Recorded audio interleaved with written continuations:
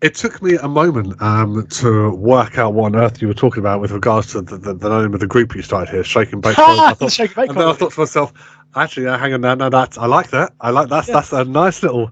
That's what they call it. That's what they call the colony on LV-426. What we call a Shake and Bake colony. That's what Burke refers to it as, isn't it?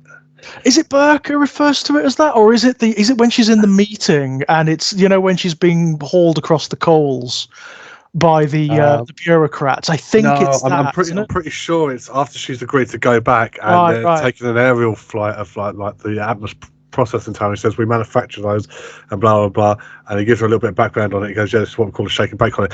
It would have been helpful if I'd have sat down and watched the fucking film before we started doing this. Well, to be honest, this is one I didn't have to. I just did not have to, even more so than the first one. And I think it's not because I've seen it more than the first one. Right? The first one is my favorite of the lot, and I've seen it so many times. But I think it's because of the nature of the film. It's more literal than the first one. You know what I mean? The first one has loads of sort of like poetry and symbolism. This is more. It's more straightforward. It's more straightforward, and that's not necessarily a criticism. That's just the nature of the film. Incidentally, people, if you're wondering what all this is about, we are talking about the sequel to the 1979 film Alien. Aliens, released in 1986, directed by James Cameron. 1986, right? So yes. a good chunk of time after the original. Yeah, yes. It wasn't one of these we've got to rush a sequel in as quickly as possible. They sat on this for quite a while. I mean, to be fair, that's a historical thing, isn't it? That's just cinema was a different beast back then. Well, yeah, and this did happen. I mean, like you look at the Poltergeist series. Poltergeist 2 didn't come until much later after the first one was 1982, and I think the second one was 1986 again. Terminator 2 was released in 91, and the original was released in 84. Yeah. So, oh god, that is huge. The stretch of time, isn't it? Yeah. Wow. I mean, compare it to these days. When you're going to have a sequel out like within a year. Yeah, well, you're talking about the Saw franchise there. I'm talking about Saw. Paranormal Activity. Yeah, I'm talking about that Conjuring shit as well. Oh, God, honestly, let's not get onto the Conjuring, because that will be a tangent. That will be a tangent. I just hate those films. Yeah, do you know what the weird thing is? I've got nothing against, just on that subject, the two leads, Patrick Wilson and something Farmiga, I can't remember, the woman who's done quite...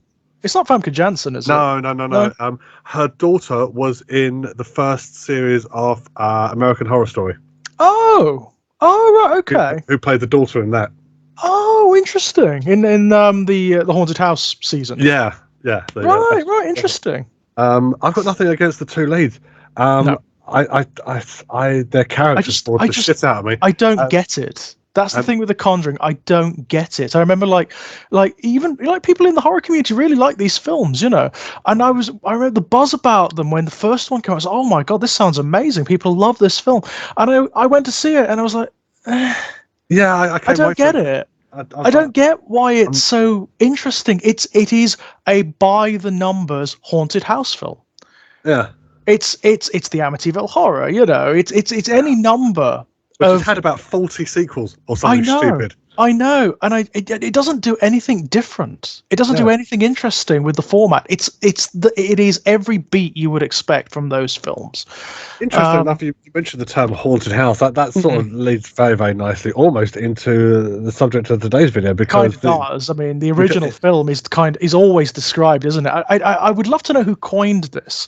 It must have been some critic or something, because they call it a haunted house in space, essentially. Like Roger Ebert or some kind like that. It may have been, yes. It may have been Ebert. It wouldn't surprise me, given that was sort of when Ebert was in the ascendance, wasn't it? Or possibly. No, I don't think he was a name back then. The one, thankfully he's retired now, or hopefully dead.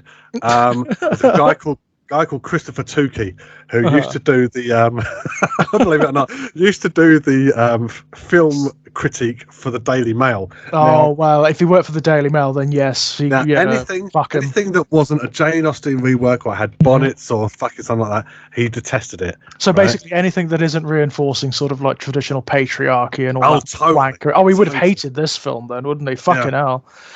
Yeah. I mean, that's the interesting thing about the Aliens films. They are weirdly feminist, aren't they? They are rare examples of really powerful feminist horror. Standing up against phallic symbolism. Well, yeah, I mean, interestingly, Aliens kind of muddies that a little bit. In the first one, it's fairly overt. In the first one, the feminist aspect is fairly overt.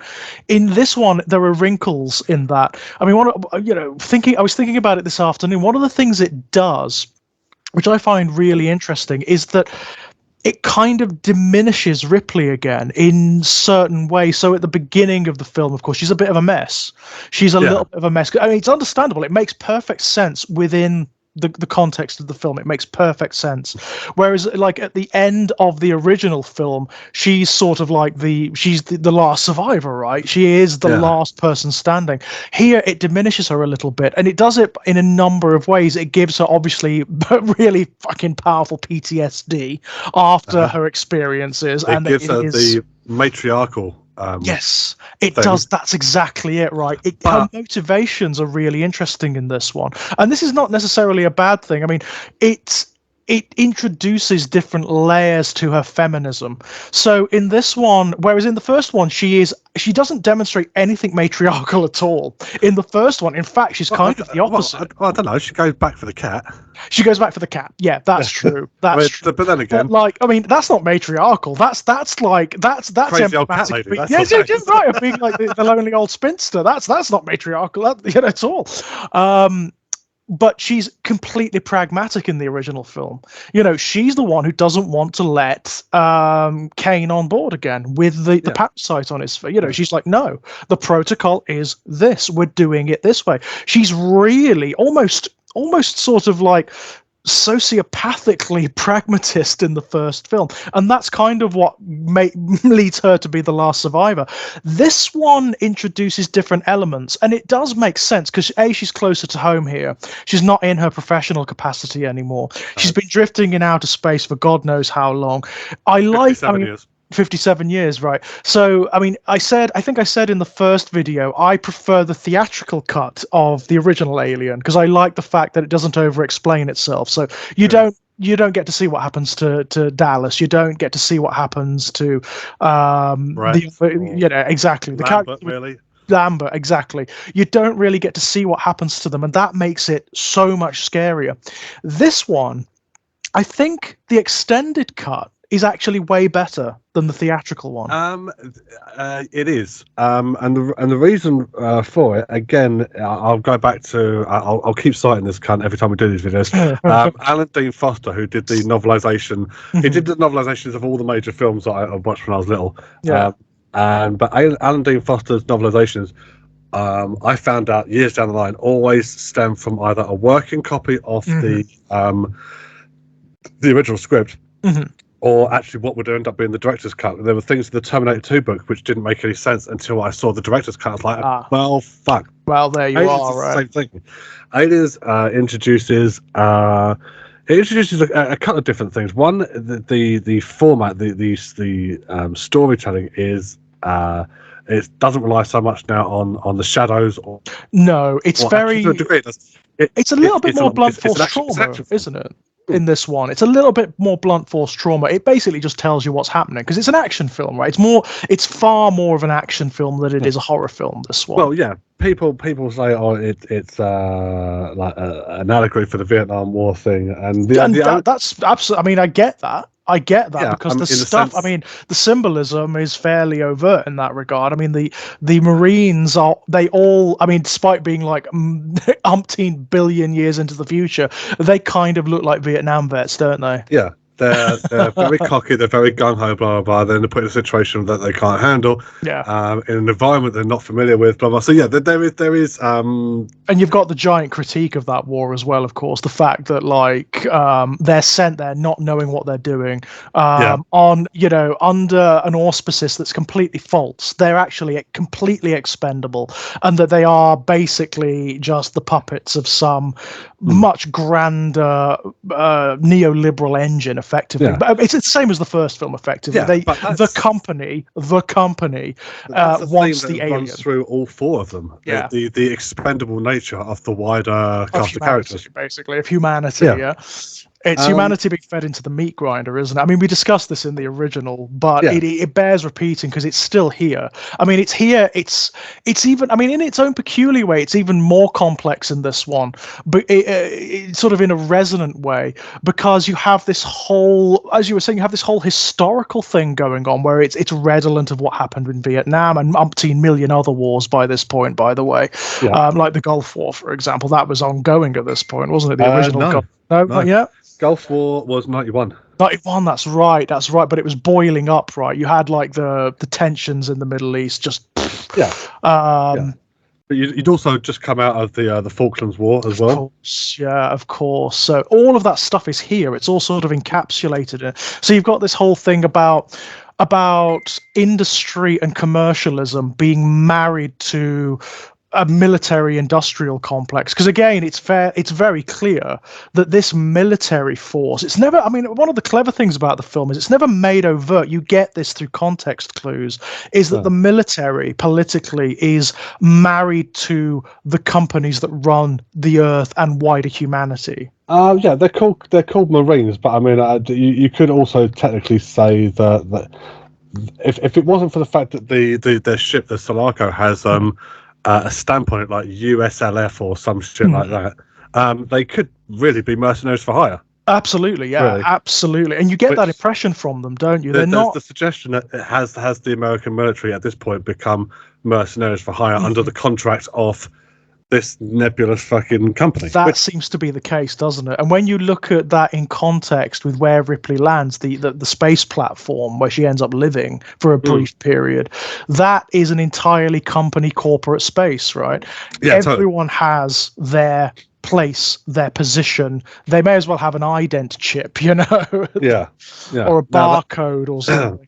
Now that in itself feeds quite interestingly into Alien Isolation, the game that came out 5 years ago or something like that, which is set between Alien and Aliens, and you take on the role of her daughter. Who's a character in this, right? Yeah. Who, interestingly, in Aliens, the only time you see her is a picture, an old picture taken of her, and she died like sort of 2 years before Ripley came back. Yeah. And Ripley said she was going to get back for her 11th birthday. Yes, and the picture is of Sigourney Weaver's mother, right? Mother, that's right, yeah. So, how brilliant is that? So they set that ball in motion with the matriarchal thing very, very early on in the film. It wasn't just like suddenly there's new, all right, I need to look after this girl. So there's the trauma of losing her daughter. It actually makes more sense, doesn't it? Like her reactions to Newt make way more sense when you have this context. I mean, the theatrical cut is fine because it is this sort of rollicking action film, and you don't need too much to give the character motivation, but it does make a lot more sense, and it gives the relationship just that little bit more weight, knowing that Ripley has been in suspended animation out in space for 57 years, so her daughter has grown old and died on Earth without her. Which is, I mean, that's a great concept too, like a science fiction concept in and of itself. That's a great story. So something similar that they did with Interstellar. Yeah. Towards the end. I can't remember if the scene with like sort of Burke showing Ripley the daughter's photo.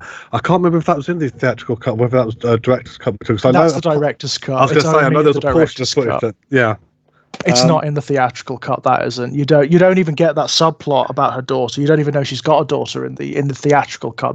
It's gone. That's certain scenes, like for example, I mean, we really should do a separate video on it. But Terminator 2, in the theatrical cut. There's a scene where they're talking about, is it possible to learn instead of you being a dick all the time? And then the next scene is the boy says to him, "Are you learning yet?" when he shows him like a set of keys for the car. And there's an entire scene in there where they take out the Terminator's chip brain and go to reset it, and Sarah and John have a massive argument about what's the right thing to do here. Do we destroy him or do we do this? Blah, blah. There's a great, and it was cut from the theatrical release, but there's so many things like that which like you should have kept that in, because that is actually pivotal fucking information you've lost there. It just makes it far more interesting, you know. I mean, don't get me wrong. As I say, Aliens is a more straightforward film than Alien was. It doesn't really rely on the same degree of symbolism. It's there. It's definitely there. But it's not as front and center in this one. This one's more about sort of like the horror action set piece. Yeah, I would say, however, even though symbolism isn't as suggestively overt and is a lot more sort of on the nose categorically, this is what you're looking at, there are still any number of certain scenes or something like that, which for me are every bit as iconic or stamped in the brain as scenes in Alien. So, for example, I mean, it's a different style of film, isn't it? That's the thing with this one. It is a different type of film, and it's interesting in a different way. It's a really smart, well put together horror action film. I mean, and it's an odd one because, like, I would have said about, not up until quite recently, that it would have been level pegging with Alien for me, but it's not quite the same now. There are things about it I really, really love, and there are things about it that I wish it kind of hadn't done. Like, for example, the Alien life cycle. The Alien life cycle. I mean, what I love about the original film, and I think it's so resonant and interesting, is the fact that you just don't know. And that wonderful empty space, that's what makes it so alien. That's what makes it so powerful. But here, it absolutely lays it down for you. You have the question, who's laying these eggs? You have the answer, it's this alien queen, and you have the life cycle spelled out for you. It's absolutely demonstrated for you. You see it, don't you? Certainly if you see the director's cut, you see it from beginning to ultimate end.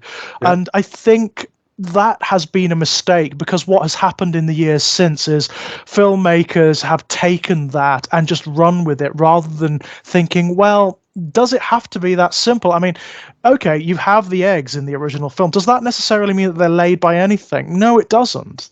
No, it doesn't. They could be cultivated. They could be developed. They could be like the products of this alien race. They could grow like fungus from spores or something like that, you know? Okay, so you just mentioned that there. If you're going to go down that route, I would say there's a scene in we'll get to it when we do the video, but there's a scene in Alien Covenant where a guy treads on a thing and it releases spores in his ear and up his nose and sort of blah blah blah. That could have been, as a prequel idea, quite a nice little thing. I don't like how they say the alien was created. No, I mean, the very notion of saying why and how the alien was created it shows such a profound misunderstanding of the thesis of the first film. Yeah. It's called. Bear in mind, it's the same fucking director. Right. Okay, I can't believe that. I'm not going to go down that road. No, because... but it's a big subject, isn't it? But I can't believe that. I can't believe that Ridley Scott read this script and thought, yeah, this is a good idea. It demonstrates that he's either forgotten what the thesis of the original film was, or he never understood it in the first place. Because, like, the whole thing about the original Alien, as we discussed in the first video, is that it's those great unknowns. That's the thing. It's called Alien. It's called Alien, not because of the literal alien, but because of the human existential condition, which is we just don't know. So we are ignorant of so much, and it terrifies us. It's the abyss that's exemplified by space itself, right? The existential void, which is hostile and unknowable, and will probably be hostile and unknowable when we are not even a memory, when there's not even like a mote of humanity left in creation. Yeah, I personally think, in terms of Prometheus and Covenant, because they were under 20th Century Fox, I think there might have been a little bit of studio meddling there. And the reason I say that is because, one, I didn't trust 20th Century Fox as a studio anyway, but I think they're a bunch of shysters. Secondly of all, I firmly believe that Fox never learnt their lesson from Alien 3, and have never learnt when to back the fuck off Yeah.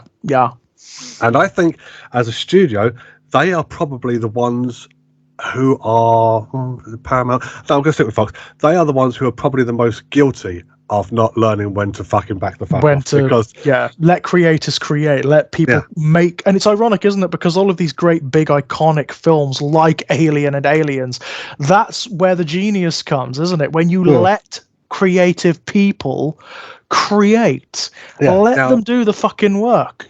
Cameron had a hand in developing the story of Aliens, didn't he? So developing here, probably having the meaning of stolen, given his well, yeah, but I mean, he I can't remember the woman he was married to. He was married to Catherine Bigelow. Then he was married to a studio exec. For the life of me, I cannot remember her name before he married Linda Hamilton. So right. there's three noticeable women there, all with their own particular traumas relating to James Cameron. But I know he developed the story. So when a director starts writing a story or develops a story, hence why he's taken like millions of years to fucking in between two Avatar films, because he's written it and he's so involved with what's going on. And in Aliens, there's I don't know how to describe it. There's a certain stamp with James Cameron films where you know categorically that's him. That's his work. Yeah. Oh yeah, I mean, like directorially, he is so distinct. He's so distinct. He's very panoramic. I find he does big really, really well. Yeah. So, for example, let's take Michael Bay for example. I know when I'm watching a Michael Bay film, when the camera is about 6 inches off the ground at a jaunty 35-degree angle and is looking up at the front wheel arch of a car going 60 miles an hour. Yeah, I know when I'm watching a Michael Bay film because I've got a migraine. Yes, and that as well. So there's something similar about James Cameron films. There are certain... He goes big, he goes bold, but at the same time, you don't really take what you see on screen for granted because... There's a certain style, isn't there? There is, and it is recognizable, but he's very good at it. You know, I mean, one of the things he is very good at, and, you know, I have real problems with James Cameron. I think as we discussed in the previous video, or at the end of it anyway, because Guy is pretty much a categorical plagiarist. You know, he's been sued any number of times and successfully for plagiarizing other people's work. But as a director, he's very good. I mean, like there's no taking that away. You know, he's a very, very good director of action sequences and action scenes. He does it in such a way where he can convey a lot of frenetic action with a lot of characters and a lot of elements involved. Even in like as in this film, lots of very low lighting and ostensibly quite confusing situations and scenarios, but you know what's going on.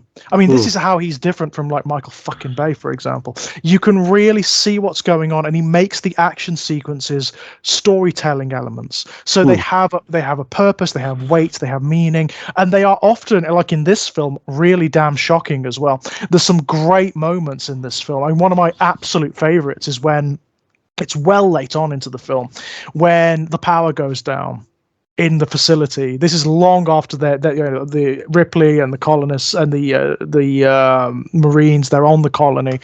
They kind of know what's going on. And when there's the motion tracker sequence, and there's hundreds of blips, and they can't see anyone. Yeah, they can't see anyone.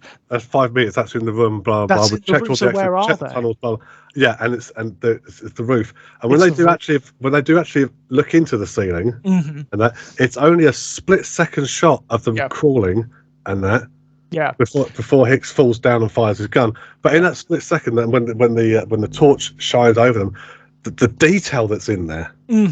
Now, it's really clever. I mean, it is really clever. I mean, it's kind of a double-edged sword for me. I think that given that it's an action film and you do have to see the aliens this time, because that's just the nature of it, you know, you have to see them. Yeah.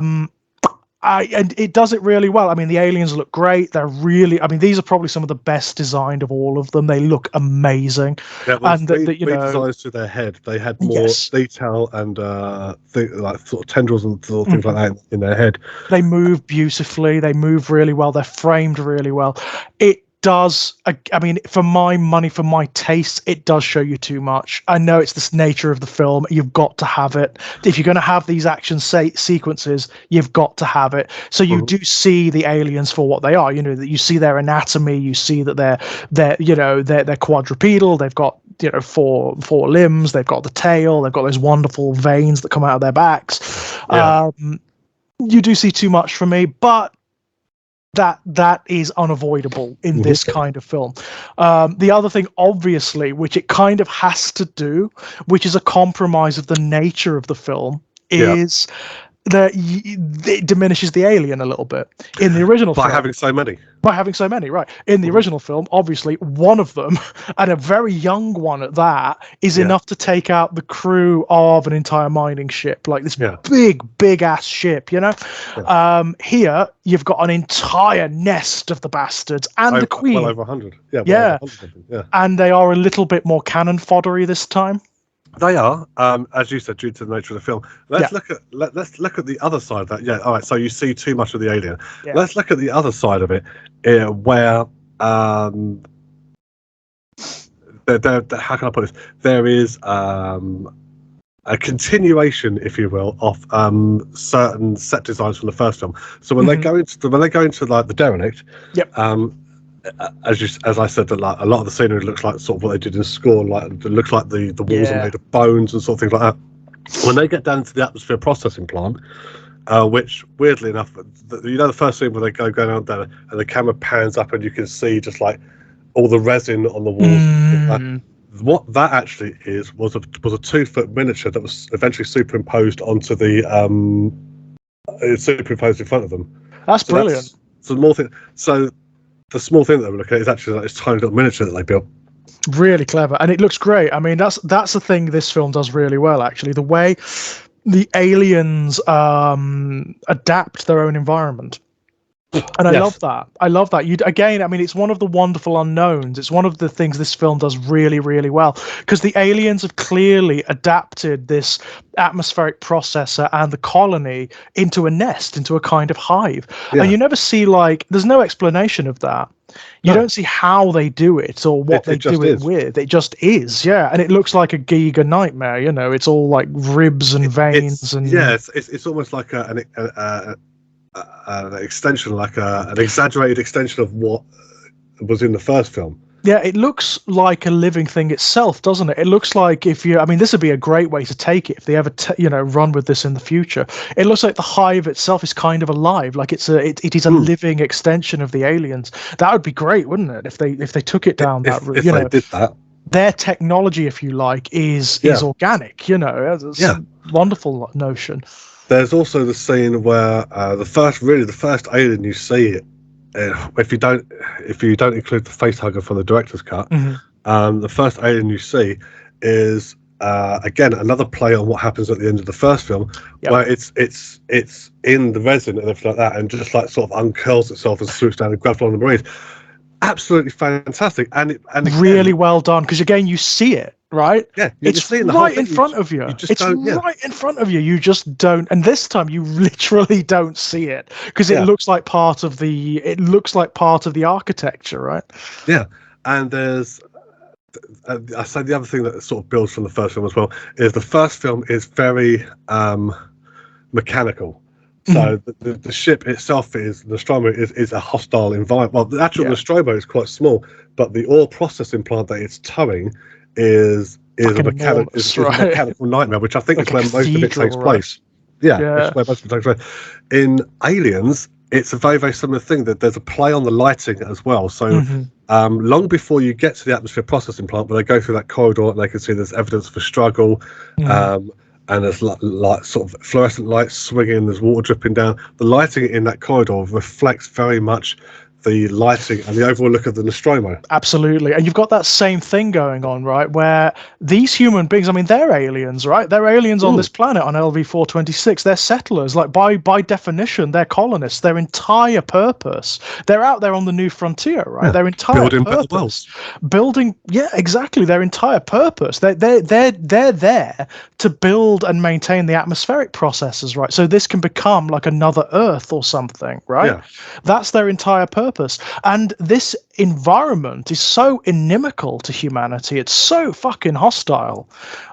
Even like the colony that they built is this industrial nightmare that's as hostile in its own peculiar way as the alien hive is. I mean, that's kind of brilliant. One thing I love about kind of like it's not the extended universe, it's the resonant universe of these films, is that everything is hostile. Humanity is this speck kind of clinging on to survival, barely under the threat of not just the fucking alien, which is almost small potatoes in comparison compared to Weyland Yutani. Exactly, compared to the real threat, which, I mean, not to get too sort of like all trot the barricades about it, you know, it's capitalism, isn't it? It's gigantic runaway oligarchical capitalism.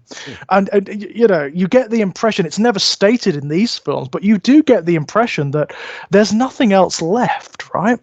Yeah. Every other project has failed. Everything has gone. Every sort of political, every political and philosophical ideal is gone. There is only this, because one of the most interesting things about the way characters think in these universes is even Ripley. Every single one of them thinks within those parameters, within the parameters of function. Right? Yeah. They are all products of this neoliberal engine. What does Ripley do when she comes out of cryosleep? She gets a job. She gets a job. You know, she's assigned a job. The only reason she goes back to the colony to help with this recon or whatever it is mission that she's not been told the whole truth is because if she does, she'll get her pilot's license back. Yeah. So she'll within this structure that has already categorically fucked her over 3 ways from Sunday. Yeah. It's, you know, they knew, obviously the company sent the Nostromo to LV-426 in the original film to get the alien to bring it back. So they were all fucking expendable. Then it left her out there drifting for 57 years. 57 years down the line. And then it brings her back. And then, you know, the people who represent the company say, "You're talking bullshit. You're hysterical, woman," and they basically demean her. You know, but it's plausible deniability from what I think some of the people on that board who are questioning her, because it's 57 years down the line. No one who was sitting on the board back when Ripley was on the Nostromo is still. It's a lie. Yeah, it's a fair point. It's a fair point. There's going to be a select few, whoever running the company, blah, blah, blah, who are fully aware of the situation, because it gets passed down to them, like with each new president. They get shown a picture of JFK being shot, and they say, "Any questions?" You know, so there's always that sort of carryover, like sort of handover of information. But for the majority of them, they're just there collecting a fat paycheck. They like, which is exactly like Burke. I've got to say, Paul Reiser. Oh God! I mean, he's not really an actor, is he? He's a comedian, right? He was a comedian at the time, more than anything. He's fucking brilliant. Yeah, he's fucking brilliant. That character could have so easily been way too slimy and way too over the top at the beginning, right? Yeah, and he's not. No. He's not. You kind of could believe that he's on the level, right? At least, well, initially, because up until him, the only face you had of the company was Ash. Ash, and Ash is, to a degree within the film, self-serving, but at the same time, he's following a strict set of predetermined parameters, which is to ensure, even like programming and protocols, right? Being the android he is, you know. But Paul, it is Paul Reiser, isn't it? Yeah. His character is, even when he gets found out. Oh yeah, and he's still trying. He's still throwing out the company, the line, like sort of like playing the part. And it's just a shame. we know they fucking do this. That's what I love about it. I mean, like, you could have potentially looked at that and said, oh, well, he's been caught. Why is he still doing, it's obvious. But we know, having lived since like 1986, having lived through the fucking dystopia of neoliberalism and now coming out the other side in the fucking wasteland, we know this is what the wankers do. Yeah, they obfuscate. They will lie through their fucking teeth. They will tell you up is down. They'll tell you left is right. They will tell you, they'll certainly tell you that good is evil. They will deny reality and create their own narrative to the nth degree. To the bitter end. And there's a line that Ripley says is, I'm not sure which is worse, you or them. You don't see them fucking each other over for a percentage. I think that is the best line in the film. I think that's the best line in the film, because I think that gives the film a kind of thesis. I think that gives the film something to explore, right? Actually, I mean, because it's like, well, what kind of perfect biosphere would the alien create if given its, given full run over an ecosystem? If you got an alien, a facehugger maybe, onto a verdant world with life, what perfect ecosystem would they create? Well, I would argue that they would probably seek a balance of some description, because otherwise there'd be no way of procreating. There'd be no, I mean, given the nature of the alien, though, it may be the case that they have other ways of procreating. It's not necessarily just the parasitism. I mean, later on, other media would expand on this, but the alien is such a perfect life form. You do get the impression that it could adapt really fucking quickly to different circumstances, right? Yeah, there's as I understood it, I don't know whether the law ever changed, but there was an understanding that so from aliens. So let's say the first alien survived from the first film. That would be classed nowadays as just like a worker, a drone. Yeah. A drone is capable of laying eggs, but not to the quick, rapid productivity of a queen. So they can lay an egg once every fucking week or something like that, providing that they have the like hosts to capture and sort of gestate for them. Eventually one of those eggs that it lays, not necessarily the first, second or third, but one of those eggs would eventually be a queen, have the DNA to host a queen, and from there the worker doesn't really need to fucking worry about it. It's done its job. I'm very surprised we haven't done that, thus far. There hasn't been like an entire world that's been taken over by these things. I'm surprised that hasn't been done. In expanded media, there has been. Like Dark Horse comics and sort of things like that. Of course.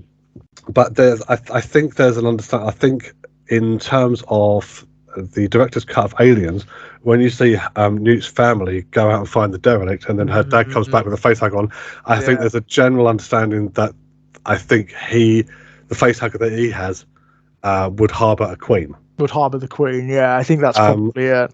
Although in the director's cut for Alien 3, which we'll come on to, absolutely. The facehugger for the queen was actually a different design. It had more black in it. It had webbed legs and sort of things like that, so you could tell it was a royal one. Yeah.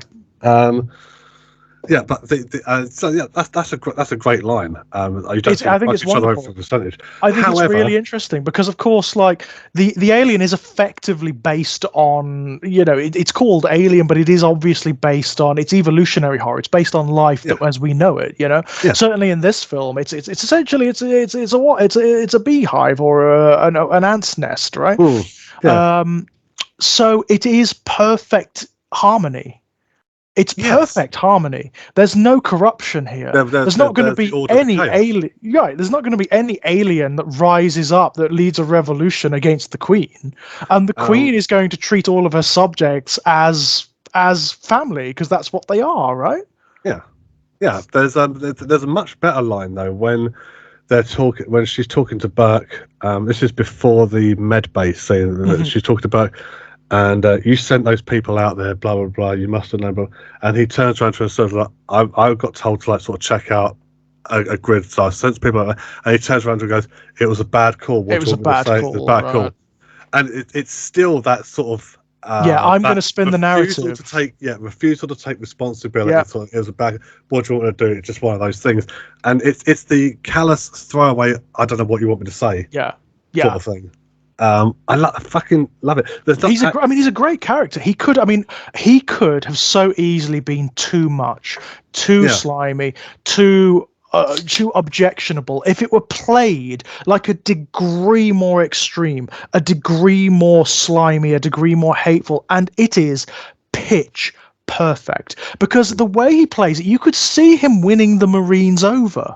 Or just wheedling his way out of it enough that they don't fucking execute him on the spot, right? Yeah. Really clever. I mean, it's really well done. Yeah, I think I was just trying to think what actors could have possibly totally balked the role. Oh, I can think of one because he fucks up every role he was ever given, and I hate him. Stephen Burkoff. he would have moustache twizzled his fucking way through that film. And it's a shame when you talk about the extended cut.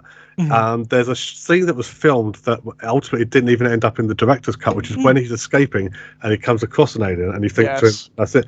Actually, the alien takes him and cocoons him, and he's impregnated. So when she's trying to get either on the way or actually she's already got Newt, and a hand grabs out for Ripley and he says, "Help me! I can feel it moving. Oh God!" And she hands him a grenade and says, "This is the only thing that's going to help you now."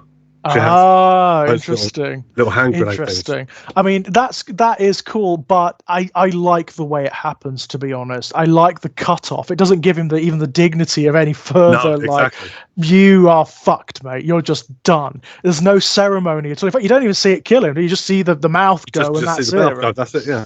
But again, a lot of that all plays on the lighting because the only place that has any shred of individuality or humanity to it, and that's really fucking stretching it, is the med bay, which has a little bit of white in it. Everywhere else, the offices, the corridors, the main ops room where they are, is all gunmetal greys and that sort of all metallic and that. So when the lights do eventually go off and you've got the red light going, the emergency lights, so the emergency lights comes on and that, it's it kind of feels like everything sort of closes in on them. It's brilliant, actually. Directorially, the way lighting is used and shadow is used in this to create sort of claustrophobia is fantastic. Which again, absolutely plays on tropes that was carried over, I think, from the first one. They obviously learned that works really well. It's kind of clever because, of course, in the first one, you have that immediate hostility of being in space. So that just, between the human characters and the complete anathema of the void is a relatively thin series of walls, yeah? Yeah. Here, it's a bit more difficult because they're on a world. They're on a world that, okay, it's inimical to humanity, but as we see, if you watch the director's cut, humans can breathe out there. Yeah. They can sustain on the land for a little while. So they had to do something more with this, something more to make it more hostile, to make it more extreme, and they really manage it. It feels like these characters are hemmed in and that they're defending a perimeter. In fact, one of my favorite sequences, and I know that one of my bugbears is that maybe you see the alien too much, but the film does really try not to do that as much as it possibly can. So you get that wonderful thing where you've got the automated guns set up and you see nothing. You see nothing. In the director's cut, you see, I think that it's what do you have? 24 frames a second is a standard. So you have, I think, literally one frame. You see the blast of the guns, and it'll cut to one frame of an alien with its mouth open and acid going everywhere. And then it cuts back to the counter going down on the ammo counter. That's one of the elements I think is actually stronger in the theatrical cut, because I think just seeing the ammo counter and just hearing the reports, that's way scarier. Hearing the screaming. I think it's really well done, and it gives you a sense of just, first of all, how many of these things there are, and of course, I mean, this is their sort of Jurassic Park raptor moment, isn't it? Where they're testing the perimeter, they're seeing how they can get close, how they can get in. It's really clever. How many Hadley? Is it 152 colonists? There's a lot. There's enough. There's enough. Hang on, I'm googling it. Hadley's Hope.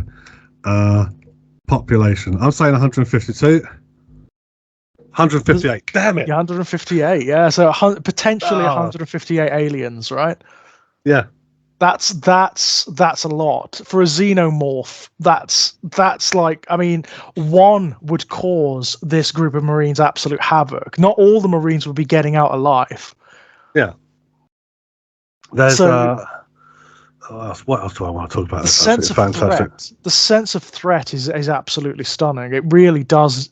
It cultivates threat beautifully, and especially like counterposed at the beginning. Of course, you do get those wonderful pieces where it's introducing the Marines effectively. It's introducing their characters, their natures, and you do get this. I mean, it's very akin to the original film in this regard, where you get them just interacting, you get them being who they are with one another, and very naturally, you understand who these characters are. You understand what the dynamics between them are. Yeah, just after they wake up out of cryo sleep, and some of them are doing press ups or chin ups, and some of them are just like sort of, and the conversations that are going before they get to the dinner table scene. It's really good. I love all that stuff. I really, really love all that stuff. I think it's really well handled. I like the way Ripley kind of ingratiates herself with them. I think that's really cool. Her relationship with Bishop is obviously great. Lance Henriksen, with the way that evolves throughout the film. And I love the fact that because it's Lance Henriksen and he looks so sinister, and of course you have the baggage from the original film, as Ripley does. You immediately suspect him. You immediately think if anyone's going to fuck them over, it's going to be Bishop, right? Yeah, but even when he's autopsying the face again, and she said, "I want those destroyed," and he turns around to her and says, "Oh, Burke told me that they were to be shipped back," and he was very specific about it. And even though he's told her the truth, there you're still thinking you're Weasley Weasel. And it's all about the framing. It's the framing and Lance Henriksen's reactions. Like because it makes him look. I mean, it frames him as Ash is framed in the original film. So you immediately get that callback. You immediately get that. Oh, you're too interested in the alien. He calls it magnificent, doesn't he? At one point, and it's like, oh dear, dear. One of them turns around and says to him, "Do you need anything else, Bishop?" And he looks up and he turns. There's a pause, and he just goes, "No." And they're like, oh.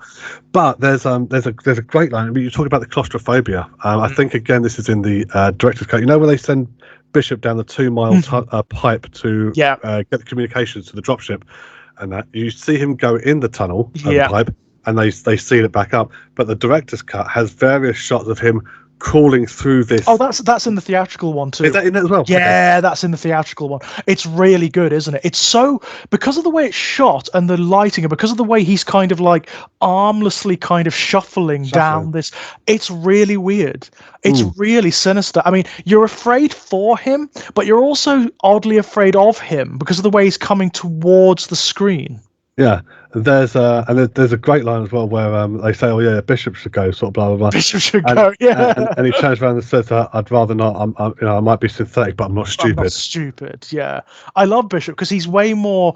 Obviously, he's a more advanced android. He says this, of course, himself. He talks about the make of model. He says that the model of the Ash was they were always a bit twitchy, right? So twitchy, he's much more advanced, and you see that in his performance. He's way more human than Ash ever was. Way more human. He's got more empathy about him. He's got more humor, for one thing. He's sardonic, and he as he says, he's got a sense of self-preservation. It's like I'll do it because I'm the only one who can pilot the dropship, right? So I'll do it, but I don't wanna. Yeah, I mean, even they play their hand with Bishop like really, really well, because it isn't up until literally almost the end, even to the point where he gets the dropship down, and he goes to the plant and he picks up Newt and Ripley, and then flies out before it all goes nuclear. Even when he's doing that, you think to yourself, not sure about you. Is this part of a wider self-serving motive, sort of blah blah blah? It's only up until the point where the alien queen rips him in half, and there's evidence there of discomfort or pain. Yeah. So how much more advanced is this model? Because the tail goes through him, and he's like gurgling, going, and then she rips him apart, and you can see that there's actual discomfort on the android's face. So it's like, okay, but then where he's finally, when he is on the level, is when he stops Newt from being sucked out by holding onto her as the airlock goes. That's when you know.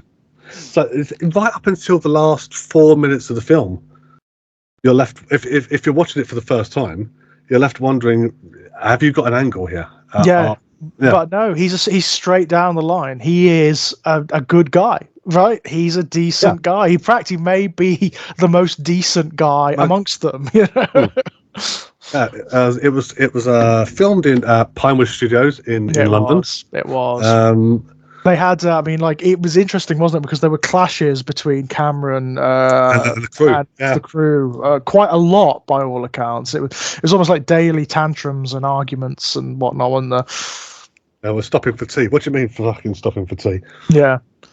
And the little vehicle, I always loved the little the tank vehicle thing that they had. The APC, it's brilliant. The APC, yeah. Oh, it's great. It's so well designed. It looks really good, doesn't it? It looks like an actual sort of futuristic military vehicle. But actually based in real life, because what it actually was you know those little airport shuttle things that ferry the bags to and from in a plane? It's one of those with a fucking like a shell with a shell on it, and it looks great. I mean, it looks functional. It looks like it works. It's effectively, in this film, it takes the form of like a mobile military command base. Right? Yeah, it's where all the serious stuff is being done. It's where like Gorman is trying to conduct the first foray into the atmosphere. And that goes very wrong, doesn't it? Yeah, because he doesn't have the field experience. I love this for me is a great touch. It's a great touch because it's demonstrative of the kind of bureaucratic incompetence that you would get in this galaxy spanning bureaucracy, right? You would get shit happen like that. I mean, you get the impression, again, it's never stated, you never understand just how far humanity's empire has spread, how far the business, the corporation has spread its tendrils, but it's into the stars, isn't it? Like, it's everywhere, this thing. It's impossible to coordinate.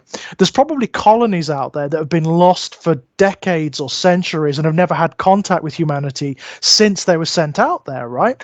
And you get this guy, Gorman, who is meant to be leading this military operation, and he's never done anything. Yeah, you kind of get the impression that if he has, if he has done any leading, they've generally been training exercises, or he's definitely more of a bureaucratic soldier as opposed to a field operative. Absolutely. I mean, he's not. I mean, the film is really good at this as well. It would have been so easy to make him almost like a villainesque character, and he's not. He's just incompetent. I mean, he's generally. Yeah, he's not a bad guy. He's just not very good at what he's doing. He's a fish out of water, you know. He's a round peg in a square hole. And weirdly enough, they'll play on that trope again when it comes to Alien 3, when you've got the character, I think, of Andrews, the one they call 85. Yeah, of course, yes. Of course. But we'll come on to that one when I'm really looking forward to doing that video. That's going to be. I've got so much I want to say about that. We'll do it when we do about Alien 3. I mean, for me, Alien 3 is like almost level pegging with Alien. I think it's a stunner. I think it's an absolute brilliant. Well, I've got lots to say on that. We will do it when we get to it. I mean, the score, James Horner's score for this film. It's really good. I mean, it's inspired. Obviously, you know, it takes beats and tracks from the original film as well. But there's a lot of new stuff here because the environments are a little bit more varied here. So you need a little bit more here. Also, the tone of this film is slightly more varied than the original one. The original one is almost universally ominous, isn't it? You know, it's either ominous or it's panic in the first one. That's almost like it's just it, right? This one is a lot more. There's a lot going on. There's a lot going on. And it takes its cue from that wonderful original score, which is so unusual for A, for a horror film of the era, and B, for a science fiction film of the era. Yeah. It doesn't have the bombast that you'd expect of a science fiction film. No, it's got that little piece of music that sort of just like plays on a couple of notes. Like I think the cello rises behind it. Now, believe it or not, I still own to this day on vinyl the score for Aliens. Oh wow! On vinyl, it's one of those things that I've had since I was About 12. Uh-huh.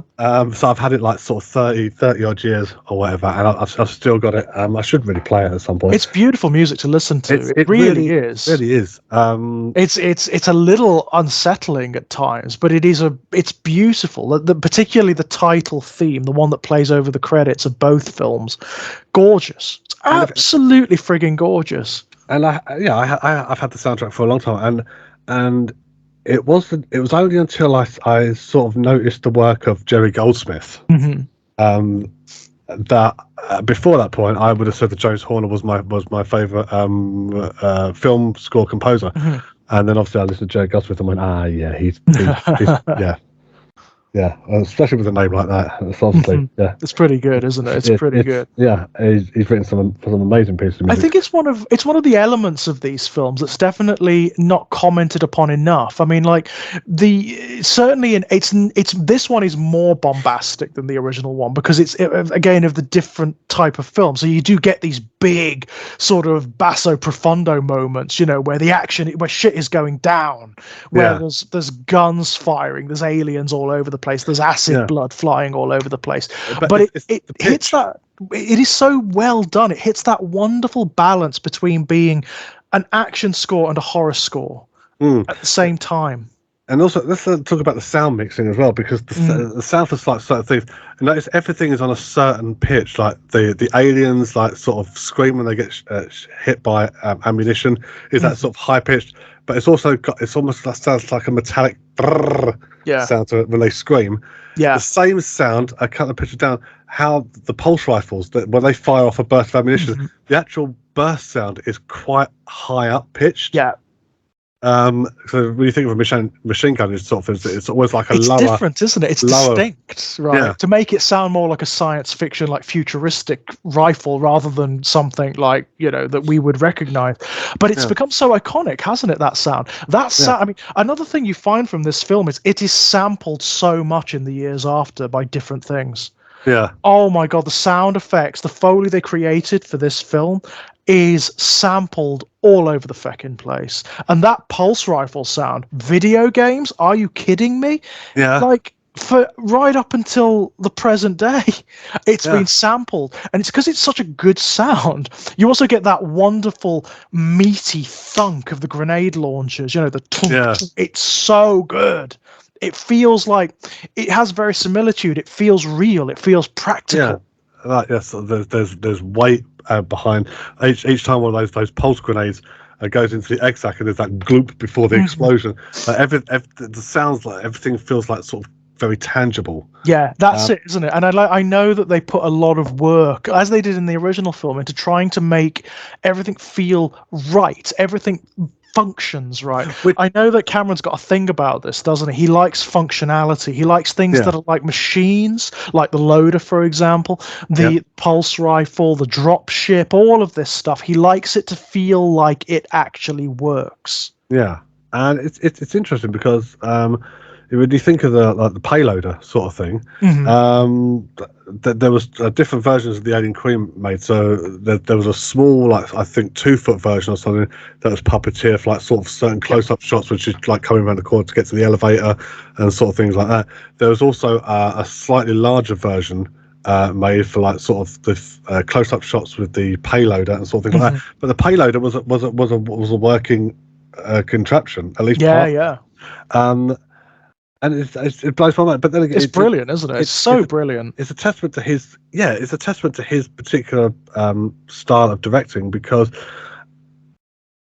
obviously you shoot a couple of shots, so he knows how to frame a shot as well, and you want to get like sort of shots and things like that, and you want to make things as polished as possible. However, there's maybe it's the digital cameras nowadays or whatever it is, but there's a distinct difference in my mind between the way films were shot back then and the way things are shot now, and the way things are shot now look almost over polished to the point where a lot of films had that uncanny valley element to them. Yeah, it's too clean, isn't it? It's too pristine somehow. This has got that wonderful thing which I love about science fiction of the era, where it feels weighty, it feels dirty, it feels functional. The things like the Sulaco, the drop ship, the colony on LV-426, they feel like real spaces. And the platform. Miniatures. Yeah, right. They all feel like lived in, worked in spaces. There's enough detail in all of them where you're like, yeah, I can buy that. Again, like the Nostromo in the original film, right? Yeah. It's something even the films that are not that successful will do really well through. Even like, you know, the Prometheus, the ship in Covenant, they all have this similar quality about them. They do, except that I guess a lot of it boils down to how effective you are in the use of like sort of in practical effects and miniature works and sort of things like that. Because, you know, as beautiful in terms of cinematography as Prometheus was, and as lovely as Alien Covenant had in some like sort of terms of like sort of lighting and things like that, when it came to like their broader scope, they felt artificial. Yes, that's absolutely true. They do. Yes, every film is artificial. Alien 3, they're all artificial, but it's how you manage what you're given. It's that thing of not reminding the audience they're watching a contrivance, right? A film, and drawing them into the world. And the way of doing that is believing in the world. Yeah, that's the way of doing it, right? Everybody has to be invested, and that's what's so good about these two films, Alien and Aliens. This is what, because they feel real. It really does. It is almost like the thing. One of the things about Cameron's direction, it's kind of similar to Ridley's in this regard. There's almost a documentarian feeling about them. Yeah. Where it's not overly flashy, it's not overly theatrical. You know, he doesn't do anything that big or clever with the shots that he uses. Yeah. But they work. They work to create that sense of reality and verisimilitude. Yeah. And it really, you really are there for the entire runtime. You are there with them in that scenario. And of course, for something, I mean, this is an action horror. So for horror in particular, you need that. You need that. Otherwise, like the big emotional connection to your film is gone. Yeah. Yeah. And for those who enjoy like sort of straddling interests and different genres and that, in the med bay, in terms of like sort of the props and that they used, there's a couple of G1 shockwaves. There are, yes. Yeah, they're actually built into some of the medical equipment, aren't they? It's brilliant, right? G1 shockwave from Transformers. That's brilliant. Yeah, the barrel taken off and that, and it's hung upside down by its legs.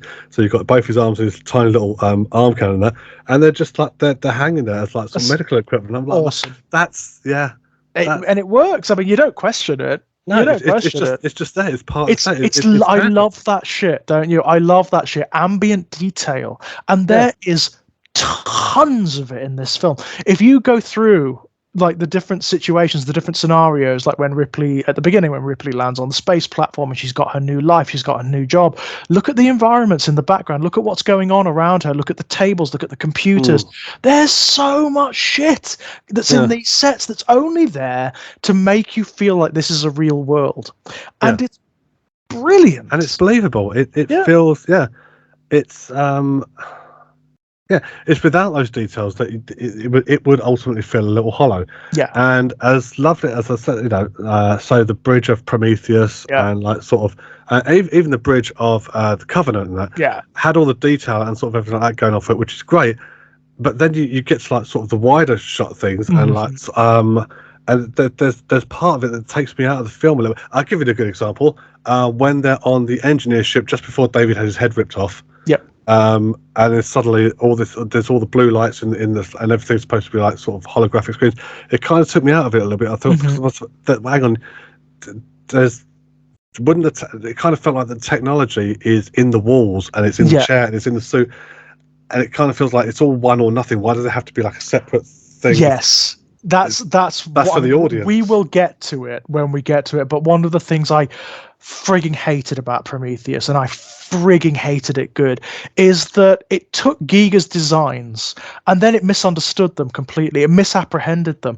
The whole point of Giger's designs is that biology is it like Scorn did it way better. Scorn the video game did it way better than Prometheus did, where technology, it's not even that biology is integrated in technology, it's that there is no distinction. There is no distinction, yeah. That's the point. In Prometheus, the organic looking stuff is all window dressing. Yeah. It's all window dressing. It's all aesthetic. It's all stylistic. It does that awful thing of trying to answer how these things work. And the way they work is how computers work. It's how mechanisms work on Earth, you know. So it's like, oh no. So there are control panels underneath all that organic shit.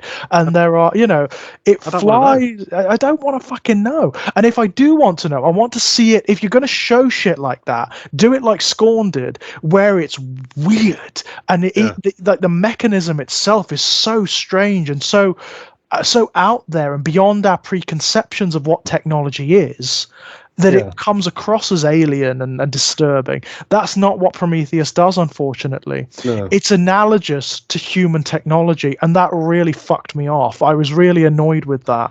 Well, I mean, we've got another 2 discussion videos before we get to Prometheus, which gives me just enough time to force myself to sit down and fucking watch it again. Yeah, I mean, you know, I bought Prometheus, right, for the express purpose of doing these fucking videos that you and me have been on and off talking about for a decade, right? And it's sat. Do you know what? It's sat in my pending pile for a decade. Has it? Because I thought to myself, unless we're actually going to do this, you and me, I'm not watching it. No, I mean, I have watched it since, because I can't leave it alone. It's like a saw, you know, in the roof of your mouth. I keep thinking, is it as stupid as I think it is? Am I missing something? Will I have changed sufficiently in the interim? No. It's actually worse. It's worse every time I watch it. The aesthetics are great. And I will say that, you know, I keep saying that as a kind of, you know, I'm already, you know, I'm already quibbling about it. Okay. Well, the aesthetics are great, but it is the stupidest script. But it's horseshit. It is. It is. But anyway, absolutely. For a proper deep dive for that, ladies and gentlemen, join us maybe in a couple months' time when we finally get around to that one. Because before was the whole reason we sat down with it. It kind of is. But before we get that, this is another reason, one of the examples of how ambiguously I feel about aliens now. The Alien Queen. Okay. It's brilliant. It's so beautifully done. And I think the effects are incredible. The puppetry, the mechanical things they created, it looks great, it moves great. The framing when you first see it, is because you don't insanely brilliant. Because she runs into that chamber. Yeah. And I think it's somewhere in the background of the shot when she runs in. But you don't see it because she doesn't see it. Right, you think it's like architecture. You think it's part of the weird nest. Which means when she went to get Newt, because she's going back the same route that she took because she drops the flares, which means she didn't see it the first fucking time she went through there. Right. And she didn't see the eggs. Yeah, right. Which is the reveal for me. That's the part of the reveal that I love the most. And then the camera pans up, and then you see her head, and then there's the wider shot that springs back, and you see she's there. She's beautiful. She is absolutely stunning. Again, I do feel ambiguously about it because I do think it answers too much. I think it shows too much. But that's just my, you know, True. It's a great way of extending the mythology for the second film and for giving you this big ass final confrontation, you know. And the final confrontation is great. I really love the final confrontation between both confrontations between Ripley and the Alien Queen. It's been, obviously now it's been overplayed, and you've seen the Alien Queen way too much. I think that there are certain films or certain instances where it was used which have severely undermined the concept of it. So would you say, for example, if you hadn't have seen Alien versus Predator, where there's been an alien queen trapped in the Arctic for fucking God, and then it breaks free, right? Which that for me, I shook my head and went, "Wow, we're really going there, are we?" And it moves like the T-Rex from Jurassic Park. Thank you. I was trying to work out what the fuck, but yes, it doesn't work because it moves too much like a terrestrial creature. One of the things that really works for the one in Alien, and this may be a byproduct of technical limitation because the puppet was so unwieldy, it moves in this really weird, lanky, ungainly way, and it works. It looks so strange. Yeah, and like Jacob Rees-Mogg in a top hat. Yeah, I'd take the Alien Queen over Jacob Rees-Mogg. I think we all would. Yeah. Any fucking day. Far less parasitic and toxic. But because of that limitation, it is really strange, and it strikes you as alien. The one in AVP is it's a big CG monster, and it moves like a T-Rex. Yeah. So the argument again there is in the advocacy of practical effect, because without that practical effect, it wouldn't have that unnatural movement, because it's got the two normal arms, like that, but then it's got two tiny little arms, two little of its chest, like vestigial arms. So would you say that sort of the introduction of the Alien Queen, things like Alien versus Predator, and that severely diminishes the impact of the Queen and Alien? The very concept, it completely diminishes it, and because of course it also gives you like this final thing. It's always going to be the big monster is always going to be the Alien Queen, isn't it? It gets to the point where it becomes almost like a video game. It's the final boss, and obviously that is what happened. Like there were any number of Alien video games, like in the 16-bit era, there were loads of them. There were even some that were licensed, created, and then lost the license, like Alien Breed on the Amiga. Oh god, I remember that. That was also on Alien Breed. Fucking hell, I have played that. Yeah, Alien Breed. It was on the Amiga, and I think it was also on some of the other micros, like the C64 as well, and maybe I played it on someone's Amiga or something like that. Alien Breed. I remember because it's so close to Alien, like an inch from breaching copyright, and the reason for that is because it was originally an Alien game. The picture of it was a front view. That's right. The face, and it looked like it could have been a cross between a mixture of Alien Queen, a horse, and something out of Brian Lumley's Necromancer. That's exactly it. It was one of the first horror video games I ever played as a kid, and it scared the fucking shit out of me. Yeah. It's so, I mean, guys, go and look at Alien Breed on the Amiga on YouTube. You'll look at it and you'll go, what are you fucking talking about? We'd never seen anything like that before. This is way before the likes of Resident Evil. I'm YouTubing it. Alien Breed. I'm looking at it. You'll watch it and you'll be like, the opening title track is actually really scary, and the title music is really scary, but the game itself, but we were scared of it. We found it really, really scary because we'd never seen anything like that before. On top of that, you also had stuff, there were Alien games on the Mega Drive and the Master System and the SNES. There was the Alien 3 game. Alien 3 game, that made my top 10 list. Really good. Last year. So really enjoyed that. Brutal game. Alien Trilogy on the PlayStation 1. Yes, where each game, each level, finished with the Alien Queen. Mm-hmm. Now, weirdly enough, I mean the graphics are dated as fuck. Yeah. And the gameplay is awkward as fuck. Yeah. But I'll tell you something, Alien Trilogy, because it starts off in Aliens. That's right. Goes to Alien 3 and then ends on Alien, which is weird. Slightly try to craft a little story over it. Weirdly enough, the environment for the first section of the Aliens is a lot more immersive and a lot more believable than, weirdly enough, Colonial Marines was on the PlayStation 3. To be fair, the thing there is that Alien Trilogy was a finished game. Yeah, I remember. Do you know what? I mean, we could do a separate video on the games, to be honest. Yeah, because I mean, there's bad ones like Alien Colonial Marines, but there's some really good ones as well. I mean, the best one in fact, the best two by a country mile. This was before the films were even optioned, by the way. In the early 2000s, the Alien versus Predator games 1 and 2. Was that on stunning PC? PC, yeah. Absolutely frigging stunning. You played the same scenario from 3 different perspectives. So you played as a Marine, you played as an alien, and you played as a predator. Was that not in the 90s? It was actually, yes, now that you mentioned it, because there was late 90s. There was the Atari Jaguar, which I'm pretty sure had a port of that game. Now, the reason I say that is because in the 90s we had a shop in Southend High Street called Keddy's, and on the second floor they had like sort of a little bit of gaming stuff, and you could play a demo of Alien versus Predator on the Atari Jaguar. Yeah, the Jaguar one was crap. Just forget that, because the Jaguar was just a terrible console anyway. Yeah, the one on PC is one of the best first-person shooters of the era. It's really good. You feel they really went to town trying to make you feel like you were a Marine, an alien, and a predator. So when you're the alien, you see in this really weird fisheye way, and you can turn on different visual modes. And when you're the alien, the game is genuinely 3D because you can scale up walls and across ceilings and things.